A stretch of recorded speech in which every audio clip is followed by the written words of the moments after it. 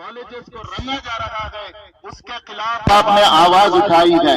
आप कह रहे हैं नजीब नजीब, बेशक आज नजीब उसका निशाना बना हुआ है, लेकिन नजीब ही वो निशाना है जो नाइंसाफी, ज्यादती और जुल्म का निशाना है। हमें एक नजीब नहीं, नजीब के साथ साथ ऐसे तमाम मजलूमीन की हम आवाज उठा रहे गए। मैं आपसे कहना चाहता हूं, इधर जब से केंद्र में नई सरकार आई है, तालीमी इदारों में वो आजादी जो माइनॉरिटीज, दलित और आदिवासियों को हासिल होना चाहिए, वो आला तालीम के हुसूल की आजादी वो छीनी जा रही है, जिसके खिलाफ भी हमें खड़ा होना है। आज आला तालीम बास जातों के लिए हो गई है, आदिवासियों, दलितों और माइनॉरिटीज के लिए आला तालीम के मौके कम होते जा रहे हैं। नजीब 4 महीने से जायद हो गए, नजीब गायब गए। नजीब का गायब होना फिरका परस्ती और कानून को अपने हाथ में लेना और जुल्म और ज्यादती का निशान है। Home ministry, Delhi police, intelligence सब जबरदस्त शक की निगाह में आ गए हैं। अगरचे हमें हमारे देश की पुलिस, हमारी देश की इंटेलिजेंस पे पूरा विश्वास है, लेकिन ऐसा मालूम होता है कि वो जबरदस्त प्रेशर में गए। मैं आपसे कहना चाहता हूं कि हम यहां से हमारे होम मिनिस्टर राजनाथ सिंह से पूछना चाहते हैं, राजनाथ सिंह जी, अगर आपका बेटा 4 महीने से गायब होता तो क्या आप इसी तरह खामोश बैठते? नजीब देश का बेटा है, रोहित देश का बेटा है, आपका बेटा भी देश का बेटा है, सब नौजवान देश के बेटे गए। ये यूनिवर्सिटीज में पढ़ने वाले, ये हमारी पूंजी गई, इन्हें आजादी मिलनी चाहिए। इन्हें लिखने पढ़ने ही की नहीं, बल्कि इजहार ख्याल की आजादी मिलनी चाहिए।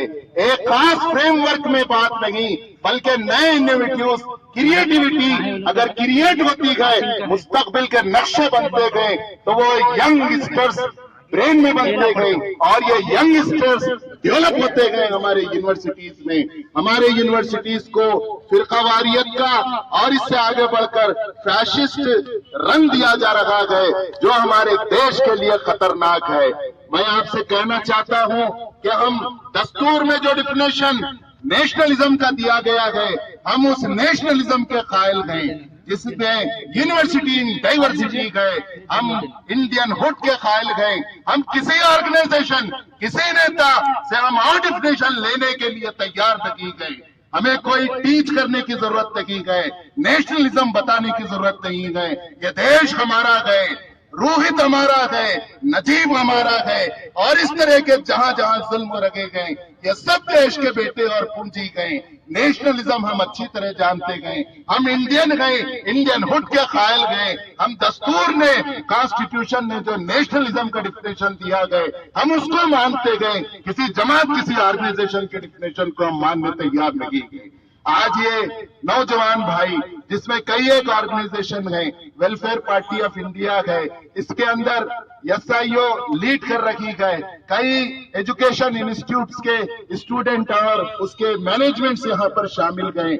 मैं सबकी तरफ से, यहाँ एसआईओ के साथियों ने मुझे बुलाया, मैं उनका शुक्रगुजार हूँ। मैं अपने आप को भी खुशकिस्मत समझता हूँ कि इस मेरे प्यारे देश की जो डेमोक्रेटिक वैल्यूज खत्म हो रहे हैं, या क्रिमिनलिज्म आगे बढ़कर फैशिज्म की शक्ल में आ रहा है, उसके लिए हम आज घरों से निकले गए, हम आज आगे बढ़े गए, हम बेदार हुए गए।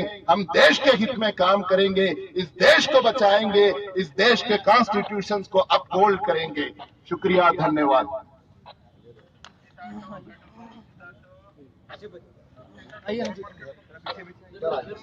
उधर जाइए जरा, आप लोग उधर थोड़ा पीछे चलो जाओ।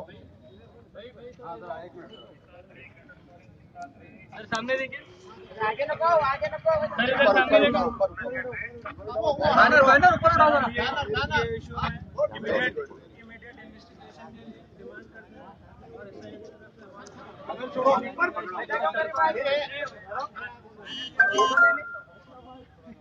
पकड़ोगे बैनर सर सामने देखिए,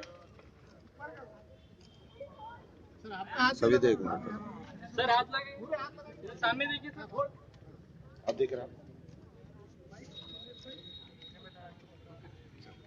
साथ में कौन तो जाओ जेरक्स